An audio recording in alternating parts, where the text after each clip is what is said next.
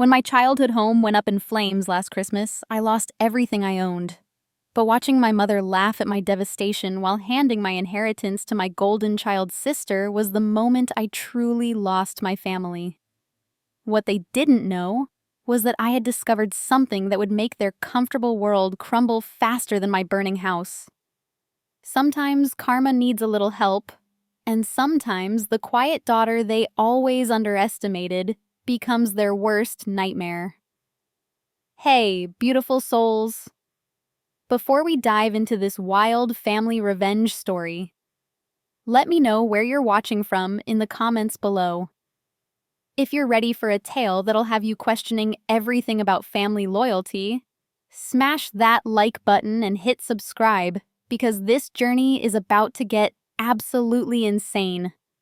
Trust me, you won't want to miss what happens when the family scapegoat finally fights back. My name is Serafina, and for 28 years I believed family meant everything.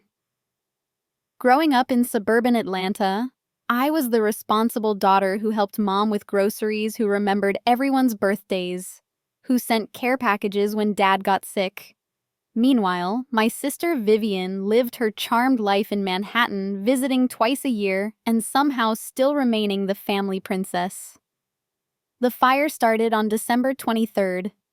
An electrical fault in my tiny rental house's old wiring system turned my modest home into an inferno while I was at work.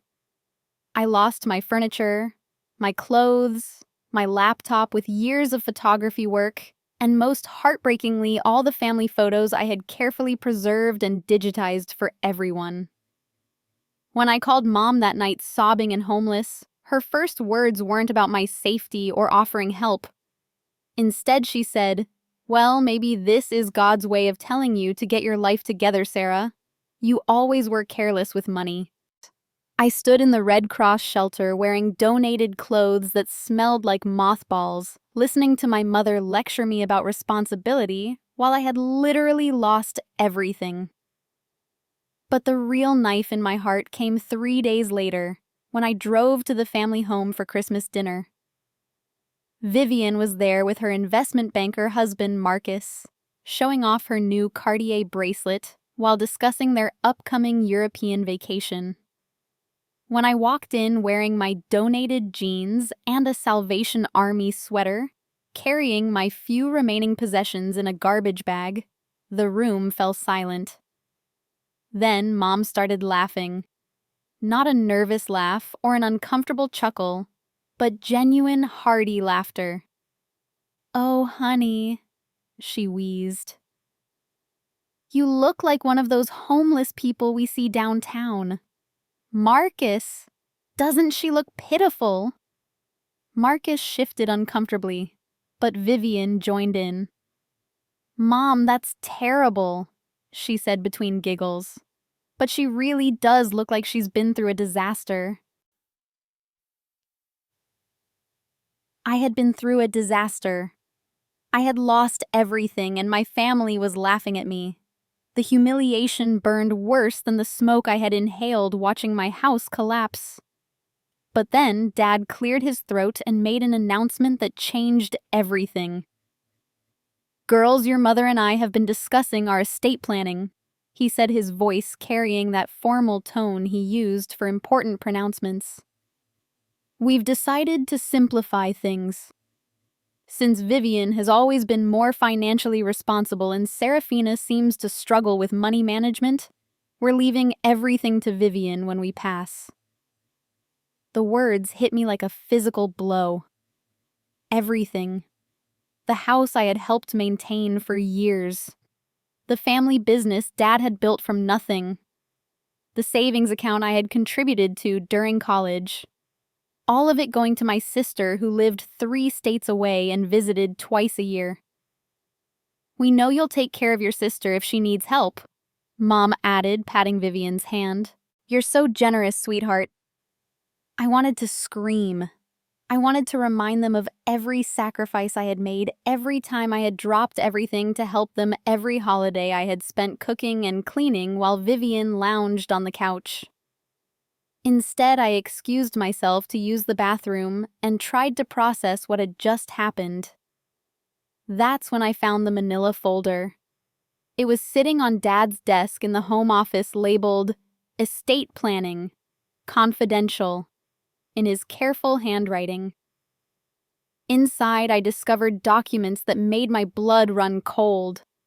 Not only had they already changed their will 6 months ago, but there were bank statements showing regular transfers to an account in Vivian's name. Thousands of dollars month after month for the past 3 years. But that wasn't the worst part. The worst part was the medical insurance fraud.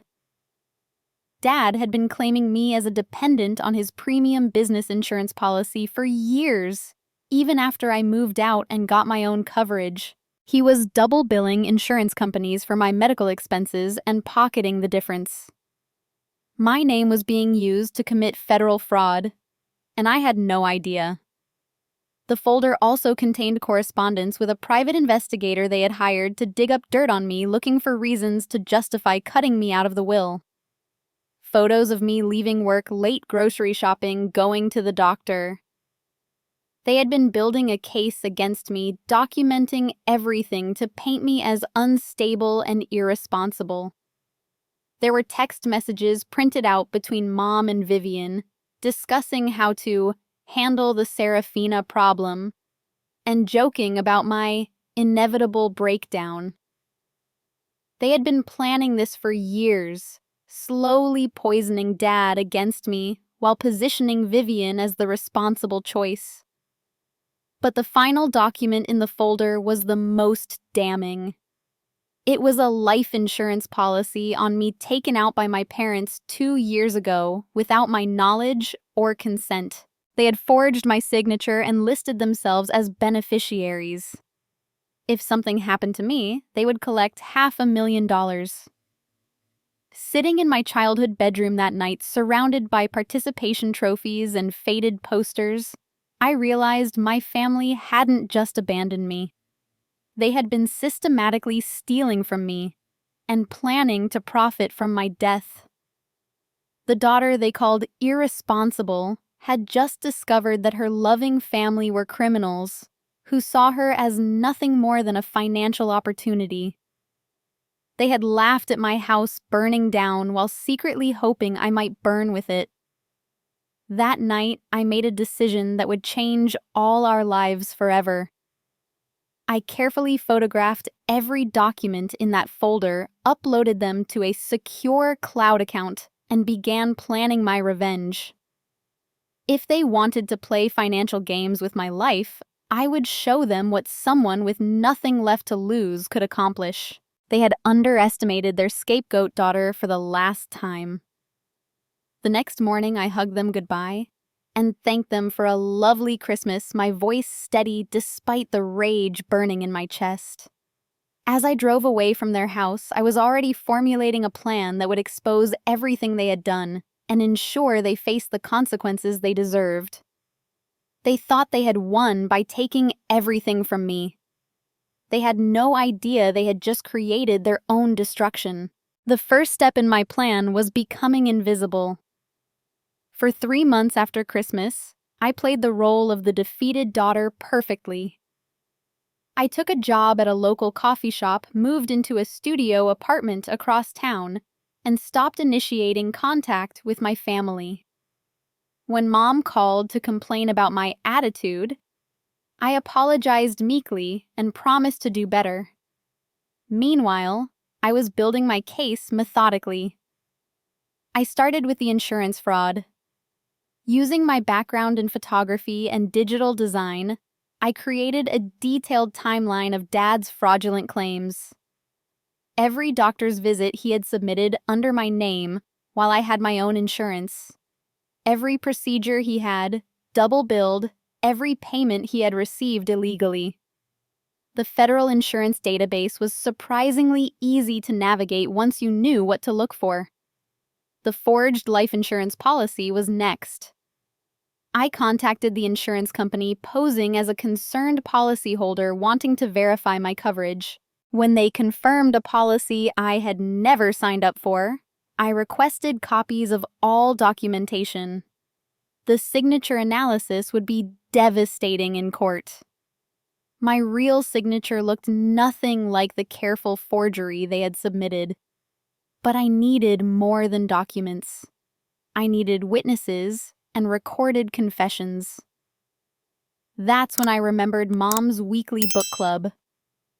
Every Thursday, 6 women gathered in our family living room to drink wine and gossip about their children. Mom had been bragging about Vivian's success and complaining about my failures to these women for years. If I could get them talking about the inheritance change and the insurance policies, their testimony would be invaluable. I convinced my neighbor, Mrs. Rodriguez, who cleaned houses in our area, to let me help her with Mom's Thursday cleaning.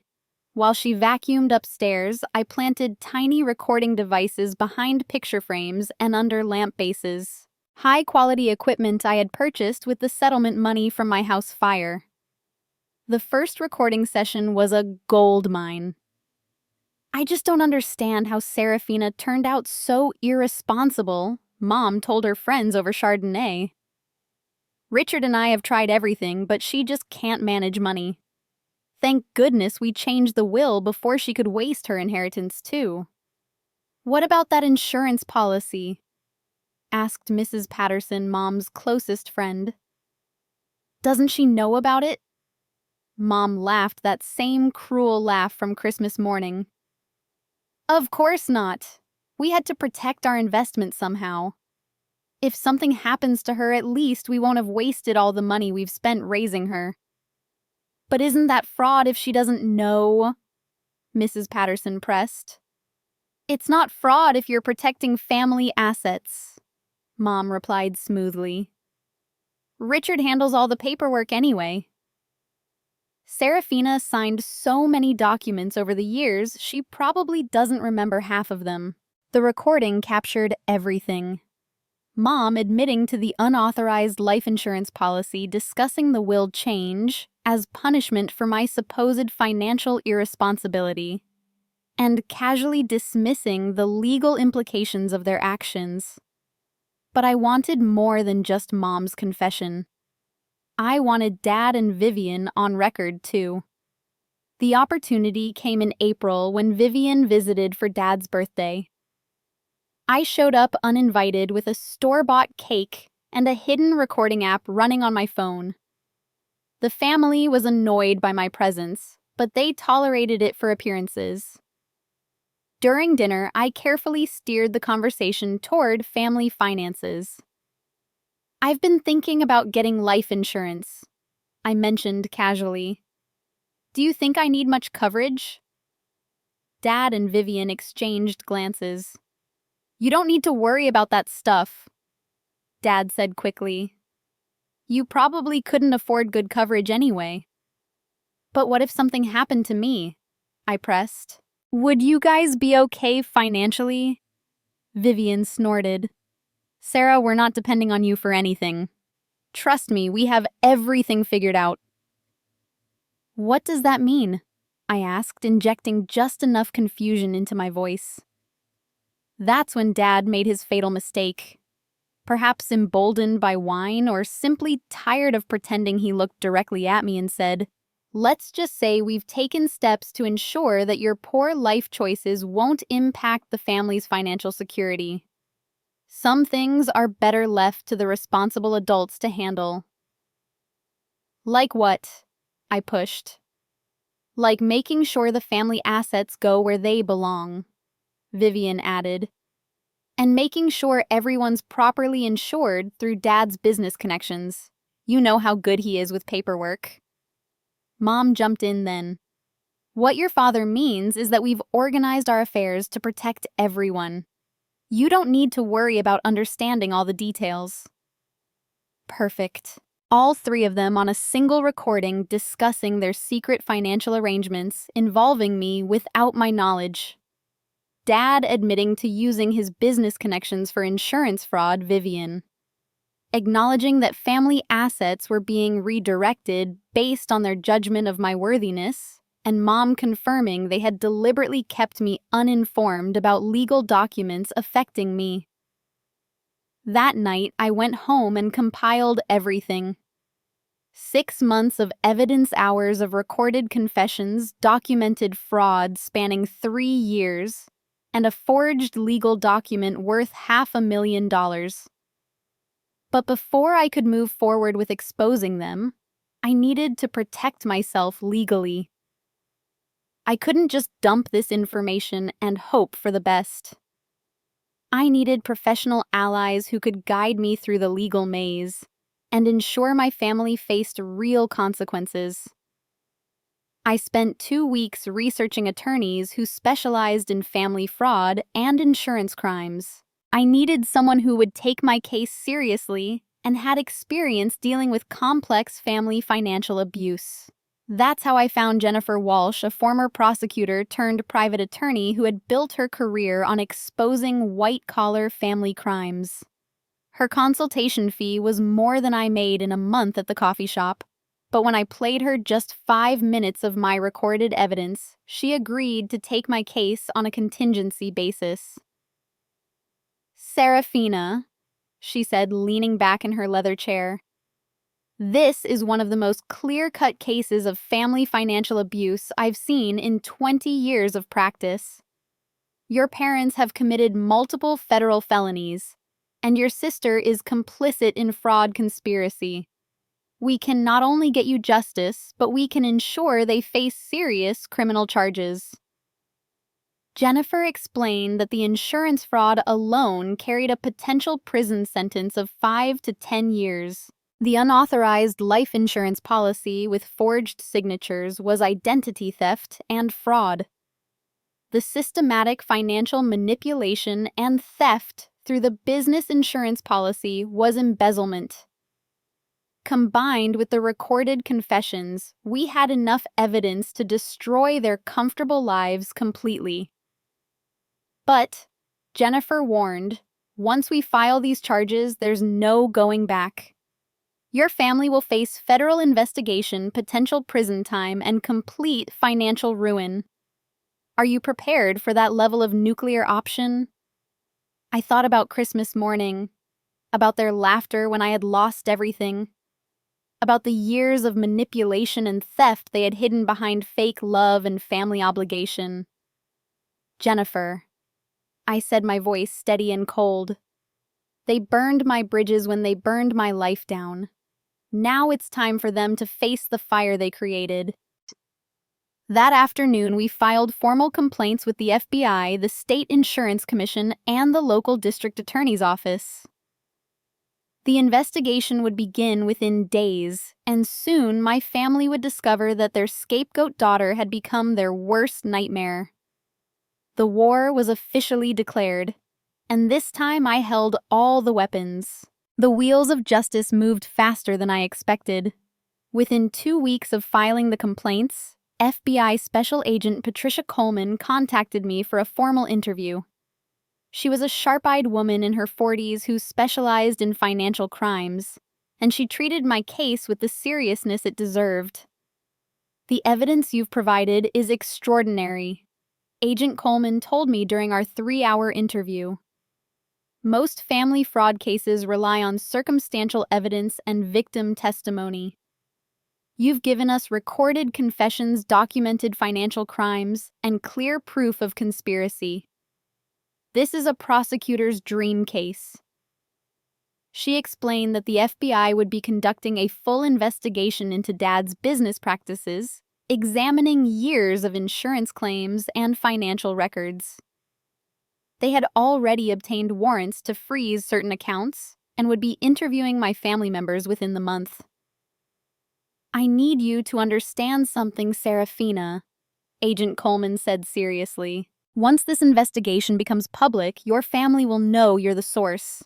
They may try to contact you, threaten you, or attempt to manipulate you into dropping the charges.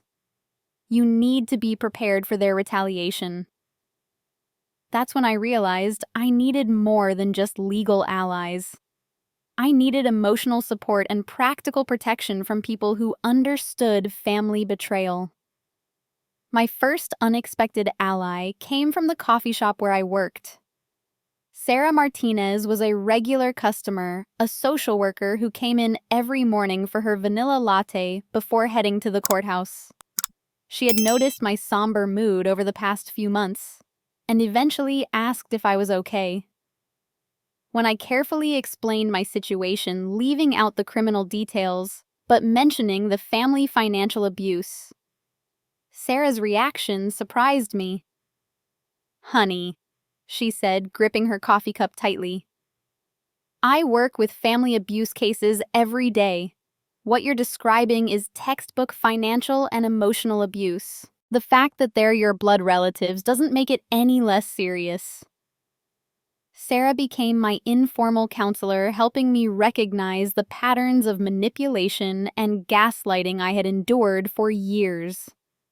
She helped me understand that the Christmas morning humiliation wasn't an isolated incident, but the culmination of decades of systematic emotional abuse designed to keep me dependent and compliant. Abusive families always have a scapegoat, Sarah explained during one of our coffee conversations. You were chosen for that role early, and everything they've done since has been designed to reinforce it. The financial crimes are just the logical escalation of the emotional abuse.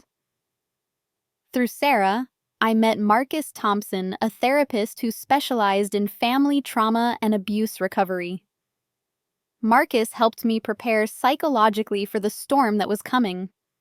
When you expose abusers, they don't just get angry, Marcus warned me during our sessions. They escalate. They'll try to isolate you from any support system, they'll attempt to discredit you publicly, and they'll use every emotional manipulation tactic they've ever learned.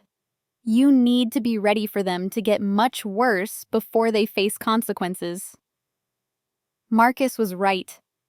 The FBI interview invitations came in mid-May, and by the end of that week, my phone was exploding with messages from my family. Mom's first text was classic manipulation. "Sweetheart, we need to talk. There's been a misunderstanding with some paperwork, and we need your help to clear it up. Come home for dinner Sunday." When I didn't respond, Vivian tried a different approach. "Sarah, what the hell is going on? FBI agents showed up at my office asking about insurance policies. Whatever you think you know, you're wrong. Call me immediately." Dad's message was pure intimidation. "Young lady, you have 48 hours to fix whatever mess you've created before this gets out of hand. Family business stays in the family." I didn't respond to any of them. Instead, I forwarded every message to Agent Coleman and Attorney Walsh, who used them as additional evidence of the family's attempts to obstruct justice. But my family wasn't finished.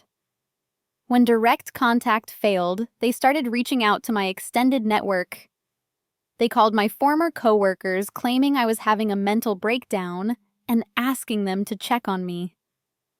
They contacted my old college friends, spreading rumors that I had developed a drug problem and was making false accusations against my loving family. They even showed up at the coffee shop where I worked, telling my manager that I was mentally unstable and might be stealing from the register. The campaign of character assassination was systematic and vicious. They were trying to destroy my credibility before the criminal trial began, painting me as an unstable daughter who was lying about her perfect family for attention. That's when I realized I needed allies who could match their social influence. My breakthrough came through an unexpected source. Mrs. Rodriguez, the neighbor who had helped me plant the recording devices, approached me one evening as I was leaving work.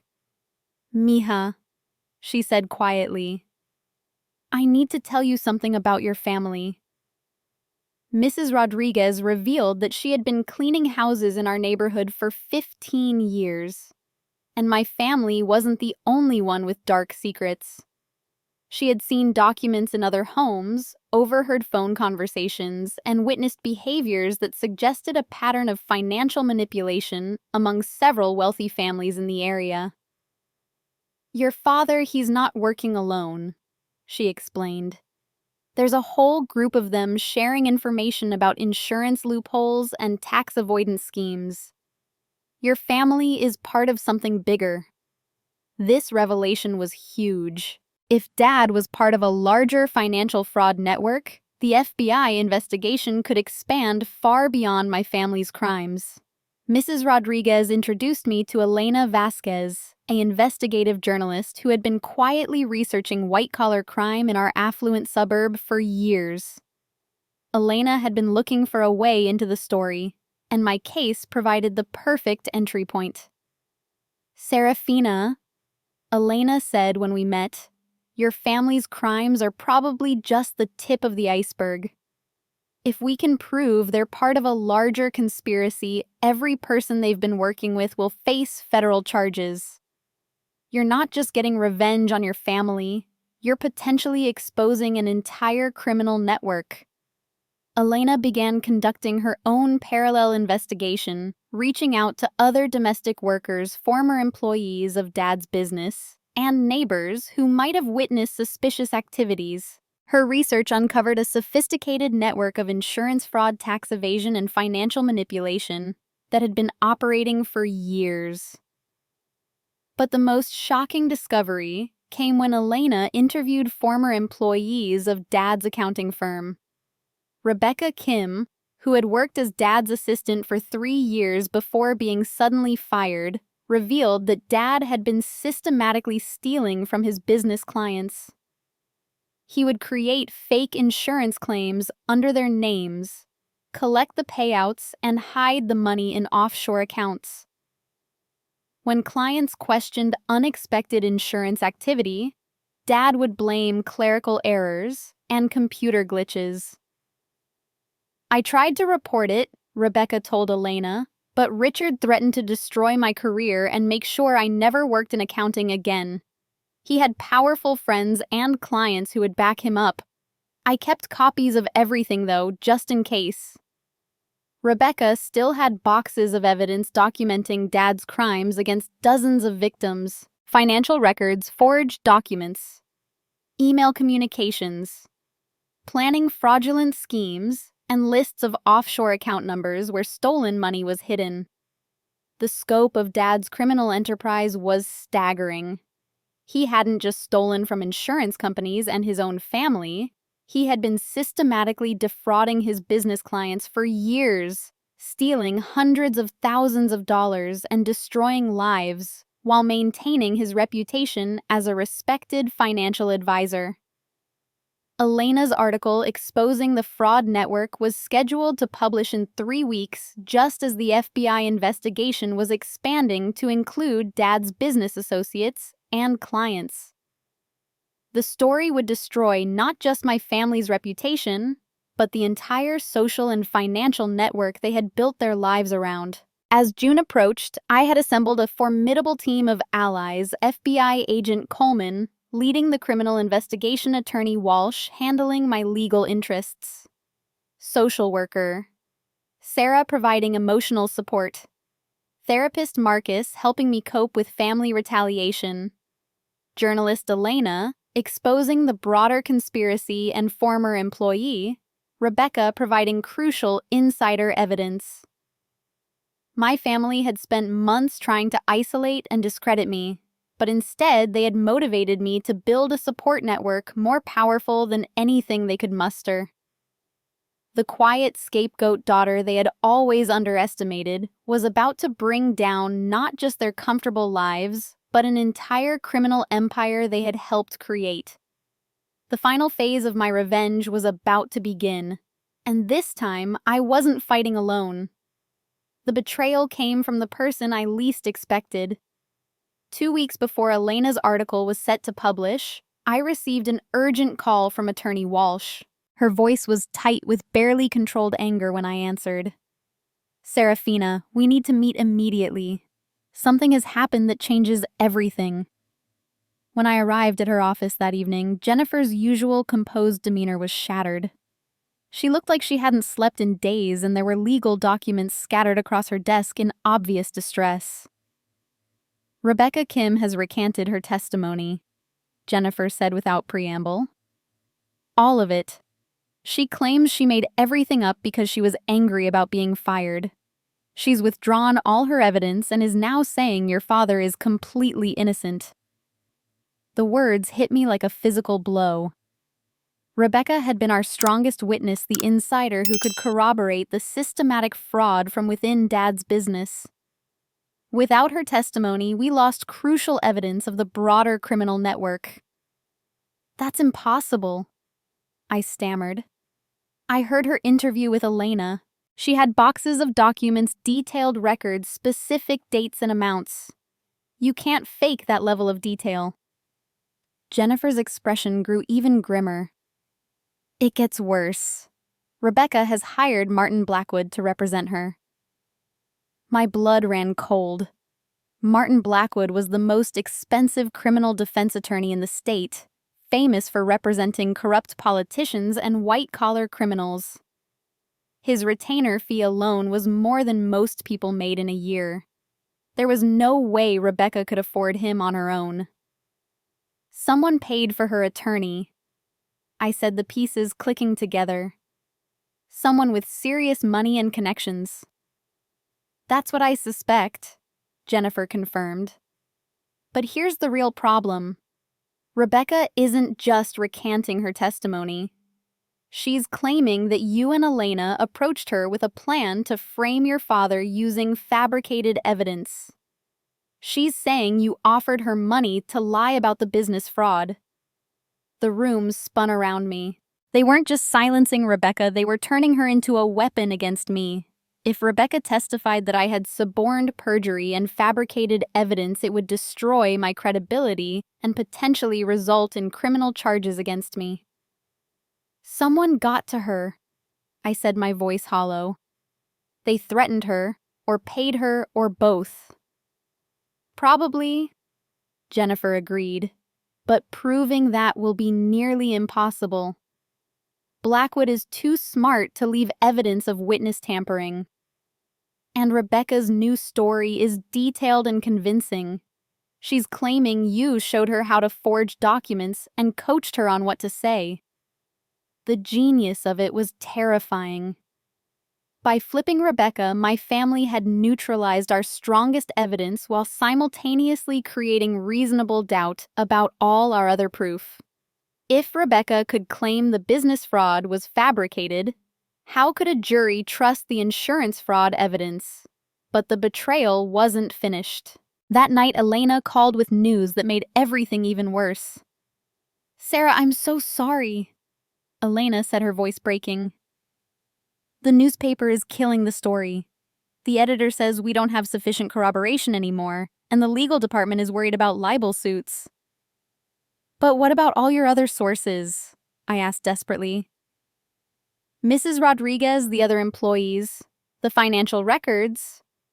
Most of them have suddenly become unavailable for comment," Elena explained bitterly. "And the financial records Rebecca provided were supposedly the only copies. She claims she destroyed the fabricated documents after her conscience got the better of her. Someone had systematically destroyed our entire case in less than 48 hours.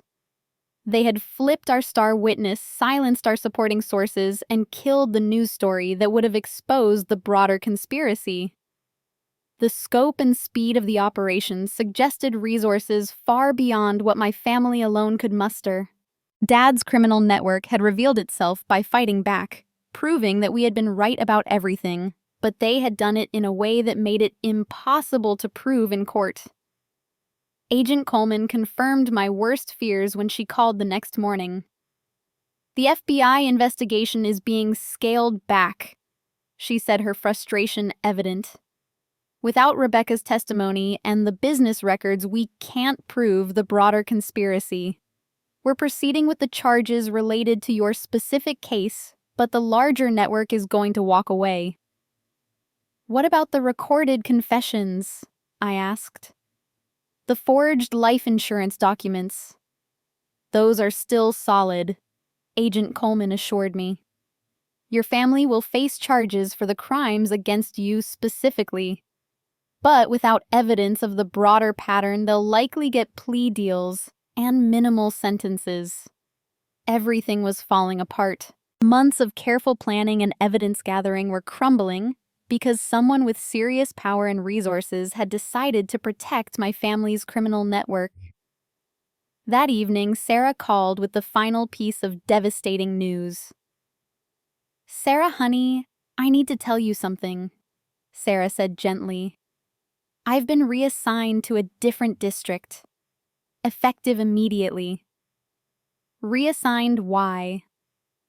"Officially, it's a routine reorganization," Sarah explained. "Unofficially, someone made phone calls to my supervisor questioning my judgment and professional ethics. They suggested I was getting too personally involved with clients and compromising my objectivity. Even my emotional support network was being systematically dismantled. Someone was using professional pressure and career threats to isolate me from anyone who might help me cope with the retaliation." By the end of that week, I sat alone in my studio apartment surrounded by boxes of evidence that seemed increasingly worthless. My star witness had been flipped. My journalist ally had been silenced. My FBI contact had been constrained by lack of evidence. My attorney was warning me about potential countercharges, and my counselor had been transferred away. The family that had always called me the failure had just demonstrated a level of strategic thinking and resource mobilization that left me stunned. They hadn't just defended themselves, they had turned my entire campaign against me while protecting a criminal network worth potentially millions of dollars. For the first time since Christmas morning, I felt truly defeated. The scapegoat daughter had tried to fight back against her abusive family, only to discover that they were part of something much larger and more dangerous than she had imagined. But in trying to destroy me, they had made one crucial mistake. They had revealed the true scope of their power and connections, confirming that everything I suspected was real and much bigger than I had originally thought. If they could flip witnesses, silence journalists, and manipulate federal investigations, then they had resources worth protecting.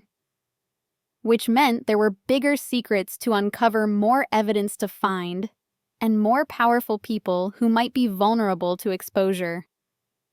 The quiet daughter had lost this battle, but the war was far from over. Sometimes the best revenge required patience, and sometimes the most devastating attacks came from directions nobody expected. They had shown me their true power. Now, I would show them mine. My salvation came from the last place I expected my high school guidance counselor. 3 days after Rebecca's betrayal destroyed our case, I received a call from Dorothy Chen, the woman who had helped me navigate college applications 15 years earlier. Mrs. Chen had retired from education but still lived in the neighborhood, and she had been following the whispered rumors about my family's legal troubles. "Serafina, dear," she said in her familiar, gentle voice, "I wonder if you might have time for coffee. There are some things I think you should know about your father's business practices." We met at a small cafe downtown, far from our neighborhood where family allies might spot us. Mrs. Chen looked older, but her eyes still held the sharp intelligence that had made her such an effective counselor. "I've been debating whether to contact you for weeks," she began carefully. "When I heard about the FBI investigation and Rebecca Kim's sudden change of heart, I realized I might be the only person left who can help you." Mrs. Chen explained that her late husband had been an accountant who occasionally worked with Dad's firm on complex cases. 3 years before his death, he had discovered irregularities in some of Dad's client accounts and had approached Mrs. Chen with his concerns. "Harold was old-fashioned about ethics," she continued.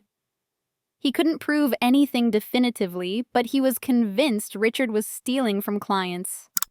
He started keeping copies of everything, just in case he ever needed to report it. My heart began racing. Do you still have those documents? Every single page, Mrs. Chen confirmed. Harold was methodical about record keeping. When he passed away, I almost threw everything out, but something made me keep his work files.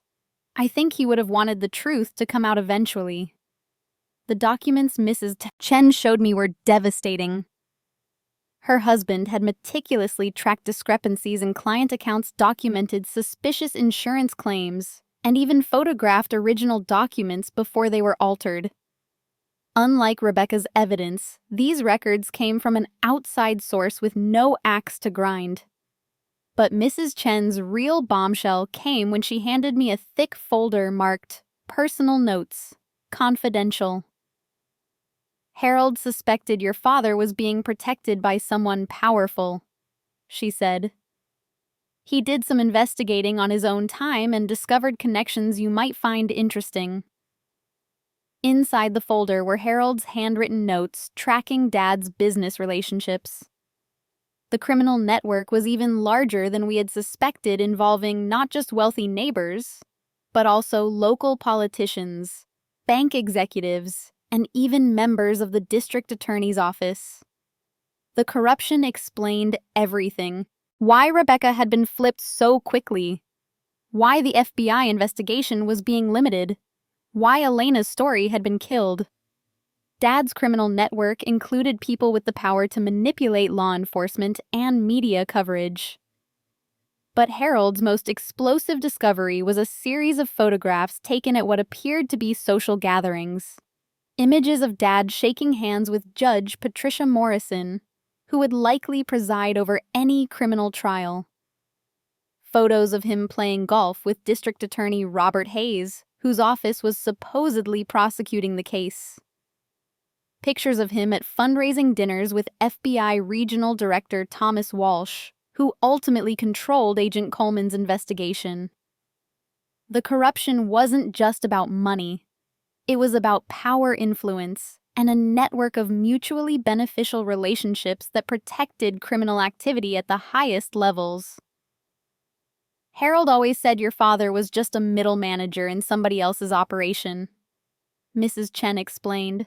"These people have been stealing from their own community for decades, and they have enough political protection to operate with impunity." Armed with Harold's evidence, I contacted Elena again. When I showed her the photographs and financial records, her investigative instincts immediately kicked in. "This changes everything," Elena said excitedly. "We're not just talking about insurance fraud anymore. This is a corruption story involving elected officials and federal law enforcement. This is Pulitzer Prize territory." Elena brought the new evidence to her editor, who immediately saw the broader implications. A story about judicial corruption and FBI interference would sell papers and potentially expose a scandal that reached into the highest levels of local government. "We're going to need additional sources to corroborate this," Elena explained, "but Harold's documentation gives us a roadmap for investigation. If we can prove that your father's prosecution was sabotaged by corrupt officials, it becomes a story about justice system failure, not just family financial abuse." While Elena began investigating the political connections, I took Harold's evidence to a new attorney. Jennifer Walsh had done excellent work, but if the case involved corruption in the district attorney's office, I needed someone completely outside the local legal system. That's how I found Michael Torres, a federal prosecutor turned private attorney who specialized in public corruption cases. Michael had spent 20 years investigating politicians and judges, and he immediately recognized the significance of Harold's evidence. "Serafina, what you've uncovered here could bring down half the power structure in this county," Michael said after reviewing the documents. "But prosecuting corruption cases requires federal jurisdiction and resources beyond what a local attorney can provide." Michael had connections at the Department of Justice in Washington, investigators who specialized in political corruption and were independent of local influence. He arranged for me to meet with DOJ attorney Sarah Kim, who flew in from D.C. specifically to review our evidence. Attorney Kim was a soft-spoken woman in her 30s who had built her career prosecuting corrupt officials. When she saw Harold's photographs and financial records, her reaction was immediate and decisive. "We're opening a federal corruption investigation," she announced. "This evidence suggests systematic criminal conspiracy involving elected officials, federal employees, and private citizens. Everyone involved will be subject to federal prosecution under RICO statutes." RICO the Racketeer. Influenced and Corrupt Organizations Act was designed to prosecute organized crime families. Using RICO against my family's network meant that everyone involved would face decades in federal prison if convicted. "Your family picked the wrong daughter to underestimate," Attorney Kim told me. "By trying to corrupt the local justice system to protect themselves, they've escalated this into a federal case with much more serious consequences." The federal investigation moved quickly once DOJ took control. Within 2 weeks, federal agents had arrested Judge Morrison for taking bribes, District Attorney Hayes for obstruction of justice, and FBI Regional Director Walsh for corruption. The local officials who had protected my family's criminal network were now facing their own federal charges. Rebecca Kim, faced with potential prosecution for perjury and obstruction of justice, immediately fired Martin Blackwood and hired a public defender. Within days of the federal arrests, she was contacting Michael Torres and begging to restore her original testimony in exchange for immunity. "The federal prosecution changes everything," Michael explained. "Rebecca knows she's facing serious prison time if she maintains her false testimony. She's ready to tell the truth again and provide evidence against everyone who pressured her to lie." My family's network of protection had collapsed overnight. The powerful allies who had seemed untouchable were now criminal defendants themselves, and every witness they had intimidated or bribed was rushing to cooperate with federal investigators. The scapegoat daughter had evolved into something far more dangerous, a federal witness whose case had exposed corruption at every level of local government. My family was about to discover that their comfortable world of influence and protection had been built on foundations of sand. The federal trials began 8 months later, and they were even more devastating than I had imagined. Dad was the first to break. Faced with RICO charges that could result in life imprisonment, he agreed to cooperate fully with federal investigators in exchange for a reduced sentence. His testimony revealed the scope of the criminal network that had operated for over 15 years, stealing millions of dollars from insurance companies' clients and even their own family members. The courtroom was packed when Dad took the witness stand and admitted to everything. The insurance fraud against me, the forged life insurance policy, the systematic theft from his business clients, and the elaborate corruption scheme that had protected their criminal enterprise for years. I convinced myself I was protecting my family's financial future. Dad said during his testimony, his voice barely audible. "I told myself that Serafina was irresponsible with money and that we were making responsible decisions for everyone. But the truth is, I was stealing from my own daughter to fund a lifestyle we couldn't afford. And when she discovered our crimes, we tried to destroy her credibility rather than face the consequences of our actions." Mom's trial was next, and her defense strategy was to blame everything on Dad while portraying herself as a naive wife who had been manipulated into compliance. The strategy might have worked, if not for the recorded conversations where she laughed about my house fire and discussed the unauthorized life insurance policy. The jury deliberated for less than 3 hours before finding her guilty on all counts. As the verdict was read, Mom finally looked at me across the courtroom. For the first time in my life, I saw genuine remorse in her eyes, but it was too late for apologies. Vivian's trial was the most satisfying. Her defense team tried to argue that she was an innocent beneficiary who had no knowledge of the criminal conspiracy, but the evidence showed years of suspicious financial transfers, text messages discussing how to handle the Serafina problem, and her recorded statements about family assets being redirected to responsible people. When the guilty verdict was announced, Vivian finally lost her composure. She screamed at me across the courtroom, calling me jealous and vindictive, claiming I had destroyed the family out of spite. Her outburst only reinforced the jury's decision that she was a willing participant in the conspiracy. The sentences were everything I had hoped for. Dad received 12 years in federal prison for fraud and conspiracy. Mom got 8 years for her role in the scheme. Vivienne was sentenced to 6 years and ordered to pay full restitution for the money she had received from the fraudulent transfers. But the financial consequences were even more devastating than the prison sentences. Federal asset forfeiture meant that everything they had accumulated through criminal activity was seized by the government. The family house sold to pay restitution. Dad's business liquidated to compensate victims. Their retirement accounts, investment portfolios, and even Vivian's Manhattan apartment all gone. The insurance companies were pursuing additional civil lawsuits for triple damages.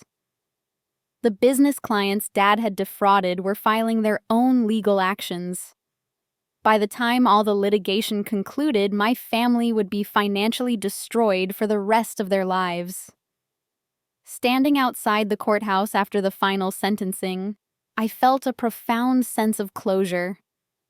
The daughter they had called irresponsible had just proven herself capable of bringing down an entire criminal enterprise and sending her abusers to federal prison. But the most meaningful victory wasn't the legal one.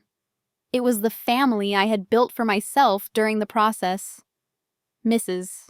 Chen had become the grandmother I had never really had, offering wisdom and support without judgment or conditions.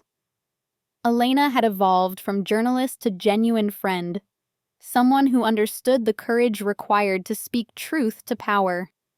Michael Torres and attorney Kim had shown me that there were people in the justice system who actually cared about protecting victims rather than preserving convenient relationships. Sarah Martinez had returned from her reassignment and helped me process the complex emotions of watching my blood family face consequences for their crimes. Marcus Thompson continued providing therapy as I learned to build healthy relationships based on mutual respect rather than obligation and fear. Even Rebecca Kim had become an unexpected ally. After testifying against the corruption network, she approached me with a tearful apology for her betrayal. She explained how Martin Blackwood had threatened to destroy her career and immigration status if she didn't recant her testimony, and how the pressure had overwhelmed her judgment. "I was terrified and alone," Rebecca explained. "I made the wrong choice because I thought I had no other options. Watching you fight back against impossible odds taught me that courage is possible even when everything seems hopeless." Rebecca and I would never be close friends, but her experience taught me something important about forgiveness and understanding. Fear makes people do terrible things, but redemption is possible when people face their mistakes honestly. 6 months after the trials ended, I hosted my first Thanksgiving dinner in my new apartment. Around my table sat Mrs. Chen, Elena, Sarah, Marcus, Rebecca, and 3 other friends I had made during my journey from victim to survivor. As we shared stories and laughter, I realized this was what family was supposed to feel like. People who celebrated your successes without jealousy, who supported you during difficulties without conditions, who respected your boundaries and treated you as an equal, rather than a scapegoat. My blood family had taught me what love wasn't. My chosen family was teaching me what love could be. The woman who had lost everything in a house fire had gained something infinitely more valuable, the knowledge that she was worthy of genuine love and respect, and the strength to demand nothing less from everyone in her life. Sometimes karma needs help, and sometimes justice requires courage. But the most powerful revenge against people who try to make you feel worthless is building a life that proves them completely wrong. Looking back on that Christmas morning when they laughed at my devastation, I realize it was the best thing that ever happened to me. Their cruelty revealed their true nature and motivated me to discover my own strength. The daughter they thought they had destroyed had risen from those ashes stronger, wiser, and surrounded by people who actually deserved her loyalty.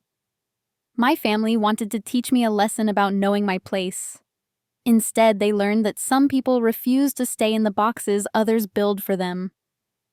The scapegoat daughter had become the architect of their destruction, and the quiet girl they underestimated had found her voice in a way they would never forget. Have you ever had to choose between family loyalty and personal justice, when the people who were supposed to protect you became the ones trying to destroy you? When blood relations showed their true colors, did you find the strength to build something better with people who actually earned your trust? Share your thoughts in the comments below about standing up to family betrayal and finding your chosen family. If this story of karma and justice resonated with you, please hit that like button and subscribe for more real-life tales of courage and consequence. Don't forget to share this with anyone who needs to hear that sometimes the best revenge is simply refusing to be the victim anymore. Thank you for taking this journey with me. And remember that your worth isn't determined by people who can't see your value. May you always have the courage to walk away from those who diminish your light and toward those who help you shine brighter.